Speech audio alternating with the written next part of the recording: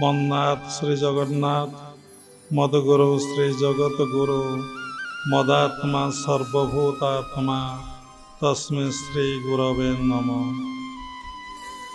नीलाचल निवासाय नित्याय परमात्मने बलभद्र सुभद्राभ्यां जगन्नाथाय ते नमः।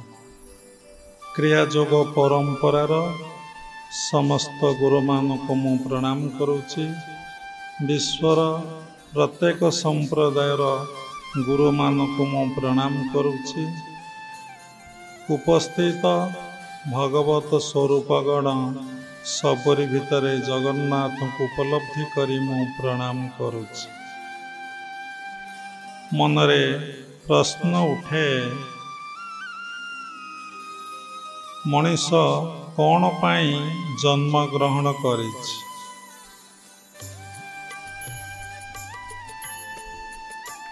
ता भितरे निश्चय कामना थिला बोली से जन्म ग्रहण करिछि। जदि ता भितरे कामना नथिला से काहींकी जन्म ग्रहण करिबो? कामना नथिले आमे काहींकी ए धरापृष्ठ को आसी थांते। तेणु जो कामना आम भितर थिला निजको समीक्षा कले आपण माने देखि परिबे ता सात्विक कामना कि राजसिक कामना कि तामसिक कामना। तेणु निश्चिंत भाव तीन प्रकार कामना आम भितर थिला। का भितर सात्विक कामना, का भितर राजसिक कामना, का भितर तामसिक कामना। आउ समस्ते एठारे अवतार पुरुष, समस्ते उपरु तलकू आसीचंती। किए को लोकरु आसीचे ता ठीक नहीं एवं लोकर आचरण उच्चारण कर्मरु धरा पड़े जे जना पड़े जे से को लोकरु आसीची। एटी से ब्राह्मण कुल जन्म हो कि क्षत्रिय कुल जन्म हो कि वैश्य कुल जन्म हो कि शूद्र कुल जन्म हो जाए आसे ना। समस्ते परमात्मा परम ब्रह्मकर संतान। तेणु आमे समस्ते से परमात्मा परम ब्रह्मकर अंश विशेष। तेणु तार कर्म नहीं, कर्म बोले जन्म जन्मांतर जो संस्कार को नहीं तार ए जन्मर रूप ज्ञान साधना परिवेश सबकिछि ताको मिली थाए। जदि जने ब्राह्मण कुल जन्म होई वैश्यवृत्ति करुथाए कि शूद्रवृत्ति करुथाए ताले से कौन ब्राह्मण? जदि जने क्षत्रिय कुल जन्म होई क्षत्रियर वृत्ति न करी वैश्य शूद्रर वृत्ति करुथाए से कौन क्षत्रिय? जने वैश्य कुल जन्म होई जदि शूद्र वृत्ति वैश्य वृत्ति न करता से कौन वैश्य? जने शूद्र कुल जन्म होई शूद्रर वृत्ति न करी अलग कौन सी वृत्ति बा कर्म करुथाए से कौन शूद्र? समस्त गोटे नियम। तेणु आपण निजको समीक्षा कले जानिबे जे आपणकर कामना कौन थिला आपण आसीथिले। आपणकर कामना कौन थिला आपण आसथिले। तेणु सेटा सात्विक कामना थिला कि राजसिक कामना थिला कि तामसिक कामना थिला। ଏବଂ ଆପଣ ଆସିଲା ପରେ ଏଠି ସାତ୍ତ୍ୱିକ ବୃତ୍ତି କରୁଛନ୍ତି କି ରାଜସିକ ବୃତ୍ତି କରୁଛନ୍ତି କି ତାମସିକ ବୃତ୍ତି ଏଠାରେ କରୁଛନ୍ତି।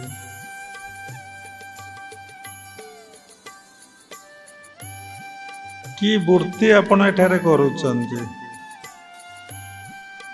ତେଣୁ ତିନି ବୃତ୍ତି ପରେ ତିନି ପ୍ରକାର ଭକ୍ତି, ଗୋଟେ ରାଜସିକ ବୃତ୍ତି, ଗୋଟେ ତାମସିକ ଭକ୍ତି, ଗୋଟେ ରାଜସିକ ଭକ୍ତି, ଗୋଟେ ନିର୍ଗୁଣ ଭକ୍ତି, ଗୋଟେ ସାତ୍ତ୍ୱିକ କର୍ମ, ଗୋଟେ ରାଜସିକ କର୍ମ, ଗୋଟେ ତାମସିକ କର୍ମ, ଗୋଟେ ନିର୍ଗୁଣ କର୍ମ, ନିଷ୍କାମ କର୍ମ। ଲେଖା ହେଇଛି ଭାଗବତରେ, ଆତ୍ମାକୁ ଆପଣ ଉଦ୍ଧାରେ ନିଷ୍କାମ ଜନ୍ମିଯା ଶରୀରେ। ପୁଣି ଲେଖା ହେଇଛି କ'ଣ? ଭୀମ ବୋଇ ଲେଖିଛନ୍ତି, କର ନିଷ୍କାମ ଭକ୍ତି ସୁଚିତେ ଗୋ, ଦେହଧାରୀ ଯେତେ ଅଛ ଜଗତେ ଗୋ।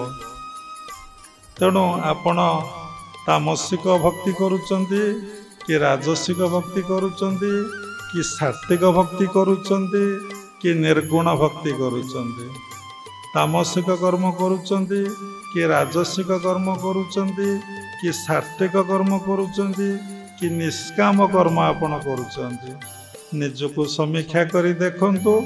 ନିଜକୁ ନିଜକୁ ଆନାଲିସିସ୍ କରି ଦେଖନ୍ତୁ ଆପଣ କି ପ୍ରକାର କର୍ମ କରୁଛନ୍ତି। ଯଦି ବ୍ରାହ୍ମଣ କୂଳରେ ଜନ୍ମ ହୋଇ ମୁଁ ମାଛ ବ୍ୟବସାୟ କରୁଛି, ଚାଷ କାମ ମୁଁ କରୁଛି, ମୁଁ କ'ଣ ବ୍ରାହ୍ମଣ? ଯଦି ମୁଁ ଶୂଦ୍ର କୂଳରେ ଜନ୍ମ ହୋଇ ସାଧୁ ହେଇଛି, ନିର୍ଗୁଣ କର୍ମ କରୁଛି, ନିଷ୍କାମ କର୍ମ କରୁଛି, ସେଠି ମୁଁ କେଉଁ ପୋଷ୍ଟରେ ଅଛି? ତେଣୁ ଥରେ ଚିନ୍ତା କରନ୍ତୁ। ତାମସିକ କର୍ମ ହେଲେ ଆପଣ ସମାଜର ଯେଉଁ ନିଷେଧ କର୍ମ ଅଛି, ଯାହାକୁ ଶାସ୍ତ୍ର ନିଷେଧ କରିଛି, ଆପଣ ସେଇ କର୍ମଟି କରିବେ। ରାଜସିକ କର୍ମ, ସଂସାରରେ ବିଭିନ୍ନ ପ୍ରକାର ଭଗବାନ କର୍ମ ସୃଷ୍ଟି କରିଛନ୍ତି, ବିଭିନ୍ନ ପ୍ରକାର କର୍ମ ସୃଷ୍ଟି କରିଛନ୍ତି। ତେଣୁ ବିଭିନ୍ନ ପ୍ରକାର କର୍ମ କରିବା ପାଇଁ ଆପଣଙ୍କର ଇଚ୍ଛା ହେବ।